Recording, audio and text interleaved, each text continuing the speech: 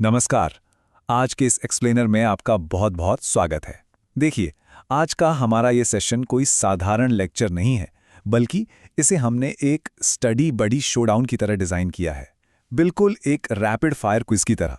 आप बस ये कल्पना कीजिए कि दो बहुत ही होशियार दोस्त आमने सामने बैठे हैं।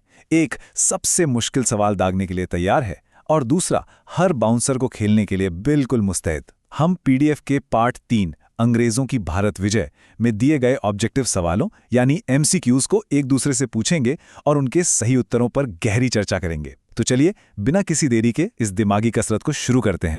तो हमारा पहला राउंड है चुनौती अंग्रेजों की भारत विजय। और हाँ, हम हवा में तीर नहीं चला रहे हैं। ये सारे के सारे सवाल सीधे हमारे आधिकारिक पाठ्यक्रम से लिए गए हैं, जो है पार्ट 3 अंग्रेजों की भारत विजय। तो हमारा सोर्स बिल्कुल पक्का है। आगे बढ़ते हैं हमारे दूसरे राउंड की तरफ, जिसका नाम है साम्राज्य विस्तार की नीतियां। अब आता है पहला तीखा सवाल। ये सवाल लॉर्ड वेलेस्ली की उस कुख्यात नीति के बारे में है जिसने कई भारतीय रियासतों को ब्रिटिश कंपनी का मोहताज होने पर मजबूर कर दिया। जी हां, मैं बात कर रहा हूं सहायक संधि की। लेकिन ध्यान दीजिएगा, सवाल ये नहीं पूछ रहा कि ये संधि क्या थी, बल्कि ये पूछ रहा है कि इसका वास्तविक इरादा क्या नहीं था। आपके ऑप्शन कुछ इस तरह हैं। पहला, क्या दूसरों के खर्च पर एक बड़ी सेना बनाए रखना इसका मकसद था? दूसरा, भारत को नेपोलियन के खतरे से सुरक्षित रखना। तीसरा, कंपनी के लिए एक नियत आय का प्रबंध करना। या फिर चौथा, भारतीय रियासतों के ऊपर ब्रिटिश सर्वोच्चता स्थापित करना। अब जरा सोचिए, इनमें से कौन सा पॉइंट इस चालाकी भरी संधि के एजेंडे में फिट नहीं बैठता? अगर आपने तीसरे ऑप्शन पर दाव लगाया है तो आप बिल्कुल सही है। कंपनी के लिए एक नियत आय का प्रबंध करना ये सहायक संधि का कोई उद्देश्य नहीं था। देखिए, सहायक संधि कोई फाइनेंशियल इन्वेस्टमेंट का प्लान थोड़ी ना था।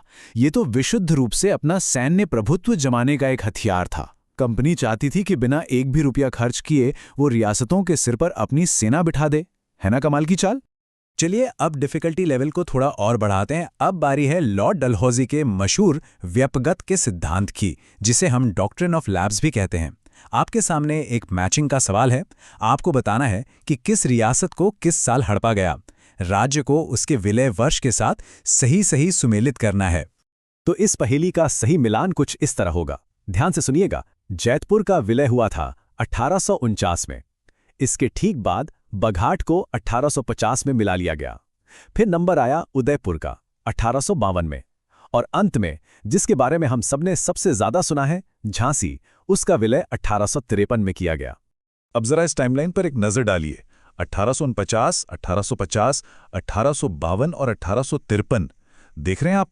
ये सिर्फ कुछ तारीखें नहीं हैं, बल्कि डलहौजी की आक्रामक विस्तारवादी नीतियों की रफ्तार का सबूत हैं।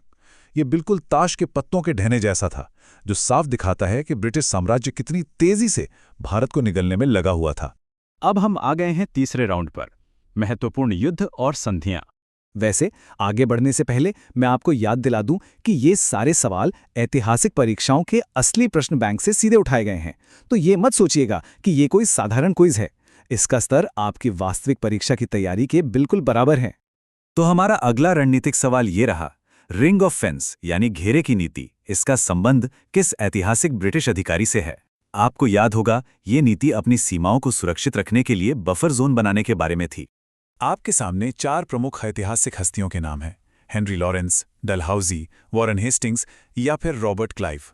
इनमें से वो कौन सा दिमाग था जिसने अपनी सीमाओं की सुरक्षा के लिए पड़ोसी राज्यों की सीमाओं की रक्षा करने की ये अनोखी कूटनीति गढ़ी थी? बिल्कुल सही जवाब। वो व्यक्ति वॉरेन हेस्टिंग्स ही था। हेस्टिंग्स ने बहुत जल्दी ये समझ लिया था कि अगर कंपनी के इलाकों को महफूज रखना है तो उनके चारों तरफ एक बफर जोन होना ही चाहिए, ताकि अगर कोई दुश्मन हमला करे तो वो सीधा उन तक ना पहुंच सके। Master stroke, right? चलिए अब रुक करते हैं हमारे चौथे राउंड का, जो फोकस करता है प्रशासन और उसके प्रभाव पर। तो शुरुआती ब्रिटिश जीतों के बाद बंगाल के प्रशासनिक ढांचे में एक बहुत बड़ा फेरबदल किया गया था। हमारा सवाल यही है, बंगाल में ये द्विशासन प्रणाली यानी ड्यूअल गवर्नमेंट सिस्टम आखिर किसके द्वारा लागू किया गया था? ऑप्शंस आपके सामने हैं: William Bentinck, Warren Hastings, Robert Clive या लॉर्ड कर्जन। वो आर्किटेक्ट कौन था जिसने इस बेहद विवादास्पद और शोषणकारी प्रणाली को जन्म दिया? एक ऐसा सिस्टम जिसमें कंपनी के पास सारे अधिकार तो थे, लेकिन जिम्मेदारी नाम की कोई चीज नहीं थी। और सही जवाब है रॉबर्ट क्लाइव। 1765 में बक्सर के युद्ध के बाद बंगाल में इसी इंसान ने इस दोहरी व्यवस्था को स्थापित किया था।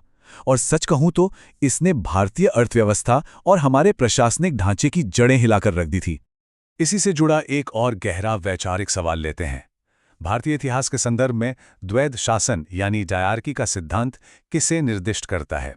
आपको बता दूं, ये शब्द अक्सर लोगों को बहुत कंफ्यूज करता है, क्योंकि ये सिर्फ दो लोगों के शासन करने के बारे में बिल्कुल नहीं है।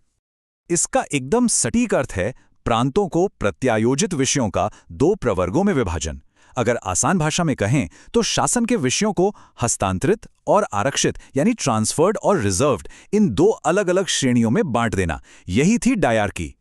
और अब हम पहुंच चुके हैं अपने 5वें और आखिरी राउंड पर। आपके लिए एक अंतिम चुनौती। इस क्विज को और भी प्रामाणिक बनाने के लिए हमने ये अंतिम सवाल सीधे एक असली परीक्षा पत्र से उठाया है। ये वो सवाल है जो आपको अपनी खुद की इंडिपेंडेंट स्टडी जर्नी शुरू करने के लिए मजबूर कर देगा। तो आज का हमारा आखिरी सवाल ये रहा, किस गवर्नर जनरल ने सिंध के साथ शाश्वत मित्रता की संधि की? देखिए, आज के इस एक्सप्लेनर में मैं इसका जवाब आपको नहीं देने वाला। इस ऐतिहासिक कूटनीति के पीछे की सच्चाई क्या है, ये खोजने का काम मैं आप पर छोड़ता हूं। जाइए, अपनी किताबें खोलिए और ढूंढिए इसका जवाब। आज की इस बेहतरीन चर्चा में हमारे साथ जुड़ने के लिए आपका बहुत बहुत शुक्रिया। बस यूं ही पढ़ते रहिए और इतिहास के पन्नों को खंगालते रहिए।